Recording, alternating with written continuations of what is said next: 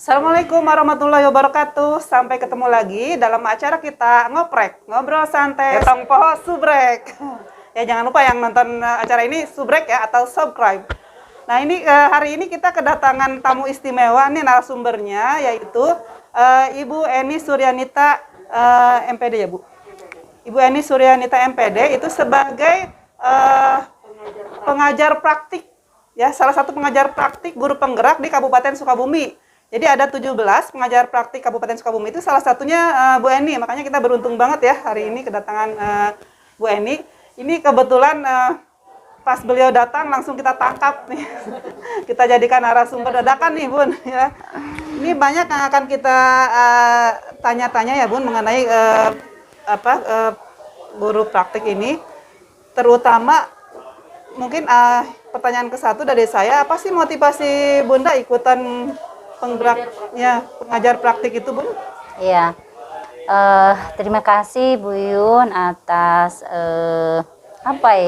tangkapannya begitu. Saya sebetulnya sedang melakukan tugas dari pengajar praktik, pendampingan individu keempat, dan tiba-tiba mendapat kesempatan untuk mungkin pada kesempatan ini bisa dikatakan sharing ataupun mudah-mudahan menjadikan inisiasi buat rekan-rekan di seluruh Nusantara ini ya. Kalau bicara motivasi, sebetulnya saya itu daftar dulu di pengajar praktik hanyalah ingin meningkatkan keterampilan diri saja Bu Yun gitu ya. Karena apa? Di dalam kegiatan program guru penggerak ini itu yang utamanya adalah ada pengembangan IT-nya gitu. Bekerja lewat LMS, kemudian selain daripada itu ya, masih banyak lagi. Hanya yang utamanya adalah karena saya merasa diri saya ini perlu mengembangkan diri dalam bidang IT. Itu. Jadi saya coba mendaftar, tapi kenyataannya bukan hanya itu yang didapat. Banyak sekali ya Bu Jay sebagai guru penggerak.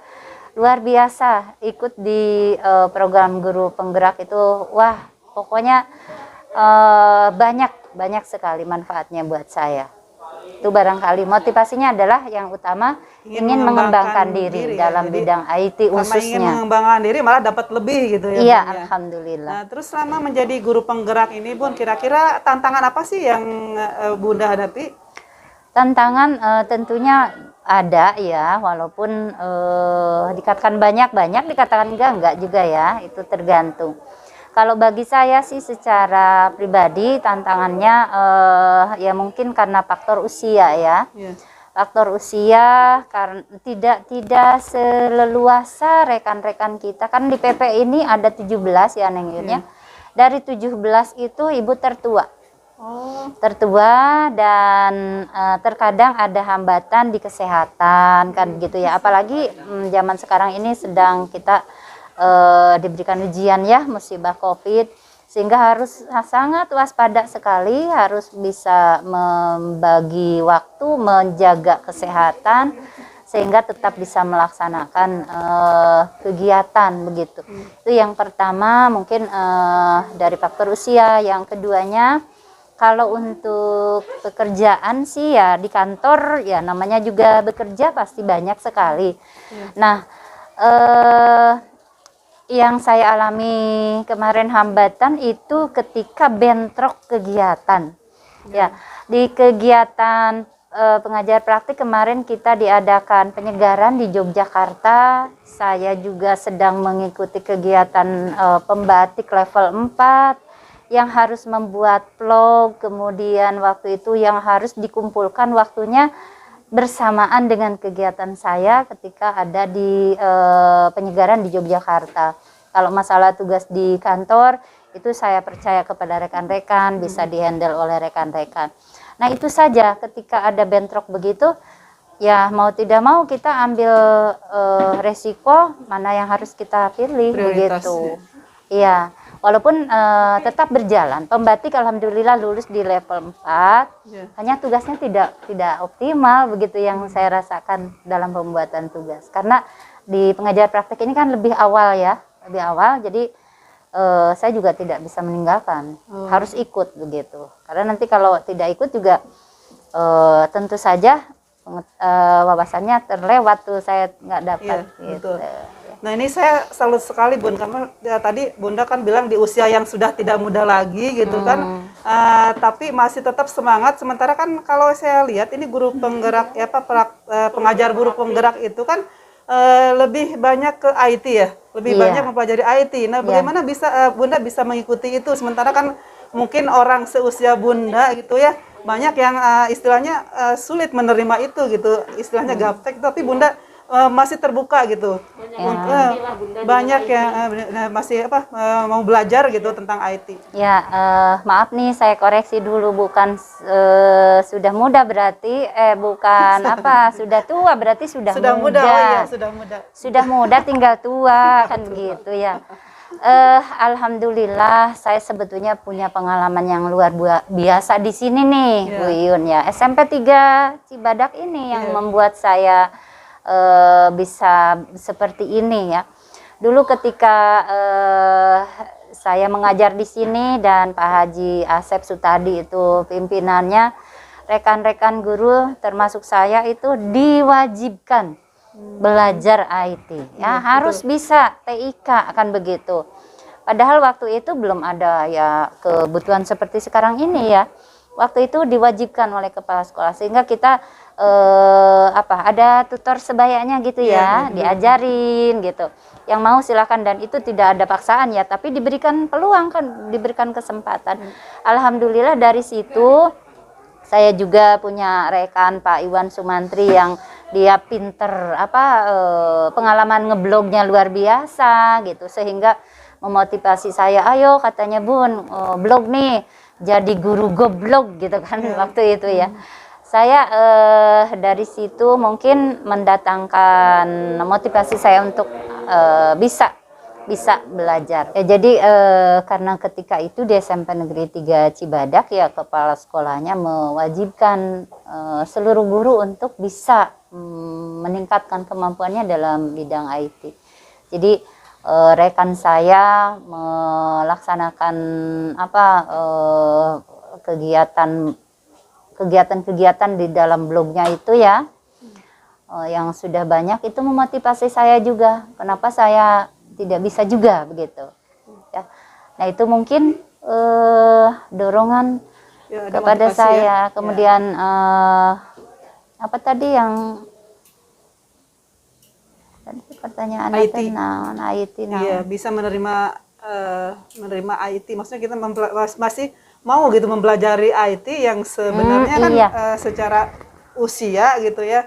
Kalau untuk yang seumuran Bunda biasanya nih Bun, yang sudah muda, sudah malas belajar, tapi Bunda masih punya motivasi untuk belajar gitu. Nah untuk itu saya memang sudah ada sudah ada hobi juga dalam diri, barangkali dasarnya ya.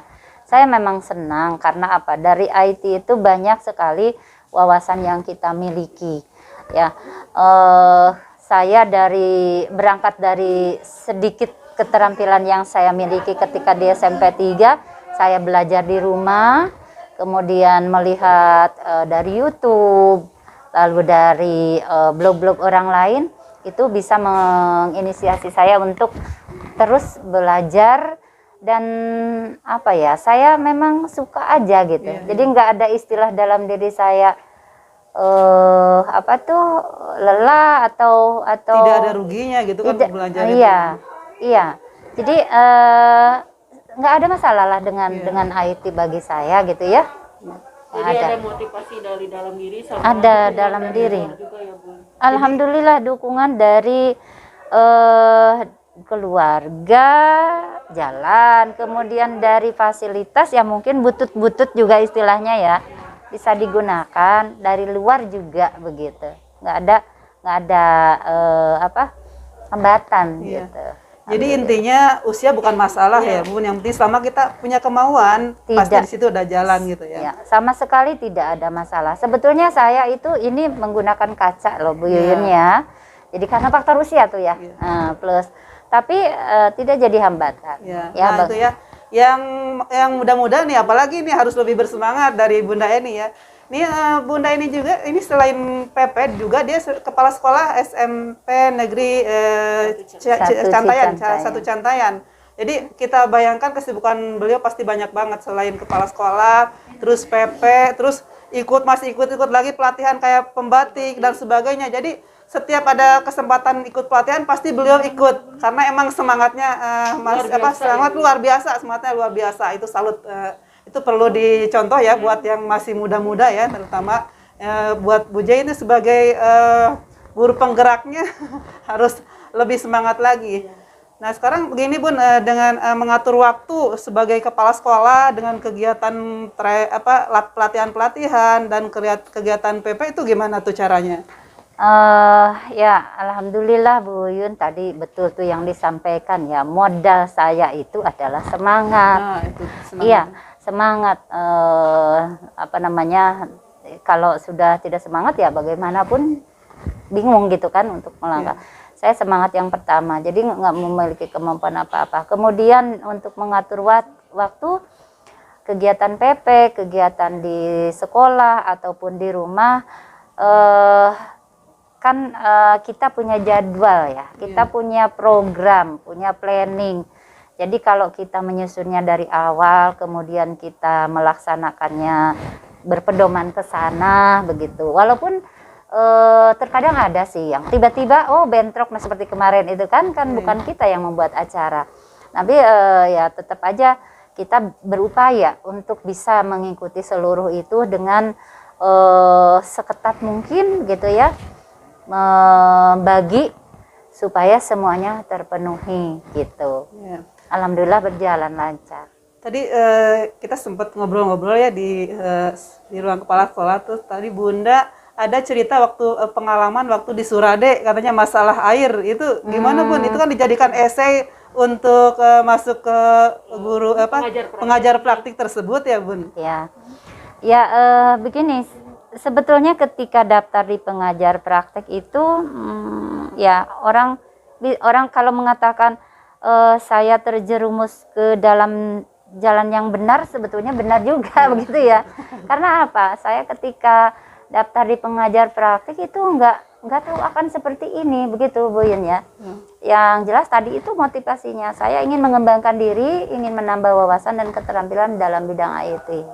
Ya kan waktu itu kita harus mengisi esai di persyaratan pendaftaran itu selain daripada CV atau biodata.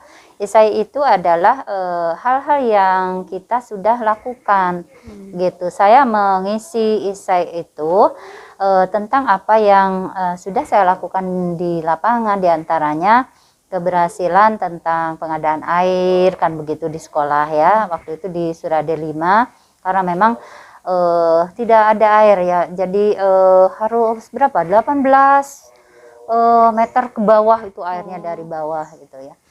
Bukan hanya di Surade, sebetulnya di SMP Negeri Sukabumi juga permasalahannya sama, tidak ada air. Nah tapi kalau di SMP 1 Sukabumi alhamdulillah kita pakai mesin apa tuh namanya, mesin yang buka jet yang yang ditanam di air tuh ya. Kalau waktu dulu di Surade belum pakai itu, tapi alhamdulillah air bisa. Nah itu kegiatan-kegiatan seperti itu kita masukkan di esai. Kemudian waktu di Parung Kuda juga, nah keberhasilan itu dimasukkan di jawaban esai gitu, seperti itu. Yang kita tulis di esai itu kan nanti ditanyakan lagi ya pada saat wawancara itu. Ketika wawancara itu tindak lanjutnya ditanyakan ya, mungkin mengecek kebenarannya ataupun ada hal-hal baru yang memang perlu ditanyakan oleh asesor waktu itu. Alhamdulillah dan saya lulus di pendidikan guru penggerak ini sebagai pengajar praktik. Saya jalani. Nah justru hambatan yang saya rasakan itu di bimbingan yang 9 hari itu. Begitu kan, 9 hari itu, selama 9 hari itu dari pagi sampai malam, dari pagi sampai malam, dari pagi sampai malam. Jadi laptop kan terus-terusan kita sedang daring nih ya kan. Jadi tidak ada pertemuan offline gitu waktu itu. Dari pagi sampai malam itu memang kegiatannya ini sampai jam 12, tapi sampai jam 8 malam gitu ya. Tapi tugasnya itu yang kita kerjakan sampai jam 12 malam. Gitu. Alhamdulillah saya bisa mengikuti, walaupun ya sesekali juga sempat sakit juga. Ya, sakitnya bukan karena kegiatan itu, memang kondisi sakit saja. Alhamdulillah itu mungkin Ya, ini bisa jadi referensi ya untuk yang mau ikut praktik mengajar praktik di guru penggerak. Nah, ini barusan dapat ilmunya nih dari Bunda Eni.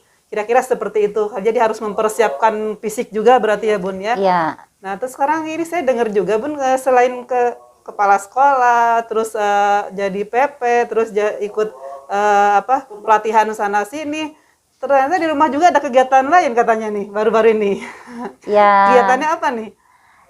Sebetulnya hobi saja gitu ya. Saya selain daripada kegiatan di luar juga terkadang Sabtu Minggu kan untuk mengisi lepas lelah ya, melepas lelah kegiatan di luar. Saya juga menanam hidroponik, sayur hidroponik itu anak saya yang paling kecil belajar bertani lah begitu. Walaupun lulusannya dia itu sebetulnya di komunikasi ya, Unikom ya, tapi tidak ada salahnya begitu. Betul. Karena ada juga hubungannya, dia kan manajemen, ayo belajar begitu. Dan saya belum bisa melepas, jadi saya juga terjun di sana dan alhamdulillah belajarnya dia itu ternyata sekarang kalau ukuran hobi jadi gimana ya, sayurnya banyak begitu, ini dikemanakan begitu. Akhirnya timbul ya sudah ekonomi deh gitu kan ya, tawar-tawarin juga begitu. Alhamdulillah banyak yang membutuhkan gitu. Jadi berasal dari hobi ternyata menghasilkannya, bisa menghasilkan. Jadi selain Bunda di rumah bisa refreshing juga dengan menanam sayuran gitu kan, ternyata hobi itu juga bisa menghasilkan uang, bisa membantu perekonomian juga ya. Itu hobi yang sangat yang sangat positif sekali. Nah, sekarang bagaimana cara Bunda mengatur kegiatan yang di rumah dengan di sekolah, itu gimana caranya? Iya, kalau untuk di rumah kan kita ada anak saya yang kecil itu ya untuk hariannya. Lalu untuk Sabtu Minggu saya memang terjun sendiri begitu untuk mengecek apa yang dibutuhkan gitu kan. Kemudian kalau ada permasalahan misalnya hambatan dari hama dan sebagainya begitu. Tapi untuk di sekolah kita juga punya rekan-rekan yang luar biasa, alhamdulillah sudah dewasa, dan manakala saya ada tugas di luar itu tidak terlalu khawatir. Beliau-beliau itu bisa bekerja sama dengan rekan-rekan ya para PKS ya, alhamdulillah solid begitu. Jadi bisa menghandle segala kegiatan, tapi tidak berarti mereka bisa menghandle langsung saya tinggalkan begitu saja, tidak. Hanya ketika saya ada kegiatan urgent seperti tadi ya, ada kan semacam sekarang nih kegiatan pendampingan, saya sampaikan ke rekan bahwa ini saya ada kegiatan, tolong kalau ada apa-apa begitu. Jadi saya percaya, insya Allah lancar. Nah, sebenarnya kita masih mau berbicara banyak nih Bun, tapi karena waktu kita cuma 20 menit, ini mungkin pesan Bunda buat anak SMP Negeri 3 Cibadak apa? Karena Bunda juga dulu sebelum jadi kepala sekolah di tempat lain pernah di SMP 3 Cibadak ya, pernah lama. Jadi kesan selama di SMP 3 Cibadak itu seperti apa? Nanti pesannya juga buat anak SMP Negeri 3 Cibadak itu seperti apa, Bun? Ya baik, hai anak-anakku SMP Negeri 3 Cibadak. Ya, Ibu dulu mengajar di sini. Ibu sebagai konselor ya di sini. Sebagai guru BK, bukan konselor ya, karena bukan jurusan BK. Tetapi ada hal yang ingin Ibu sampaikan. Ibu sekarang menjadi kepala di SMP Negeri 1 Cicantayan. Nah, ini SMP Negeri 3 Cibadak. Tapi juga ada sekolah lain kan di luar kita. Mari bergabung bersama-sama sebagai keluarga dengan rekan yang lainnya. Tidak ada istilah gontok-gontokan, tidak ada istilah pecah-pecahan ya. Ibu pesankan lebih ditingkatkan kerjasama dalam hal yang positif. Iya. Itu saja barangkali ya, jauhilah hal-hal negatif. Ya. Itu saja. Terima kasih Bun. Sebenarnya kita masih mau ngobrol lama ya, tapi karena waktu kita yang terbatas, ini semoga apa yang sudah kita bicarakan memberikan inspirasi buat yang lain, atau ini sangat bermanfaat sekali ya buat kita. Banyak hal positif ya, yang sudah dibagikan Bunda Eni buat kita semua. Jangan lupa tonton acara kita, yaitu acara Ngoprek, Ngobrol Santai Tongpoho Subrek. Tayang setiap hari Sabtu ya, jam 9 pagi. Assalamualaikum warahmatullahi wabarakatuh. Waalaikumsalam warahmatullahi wabarakatuh.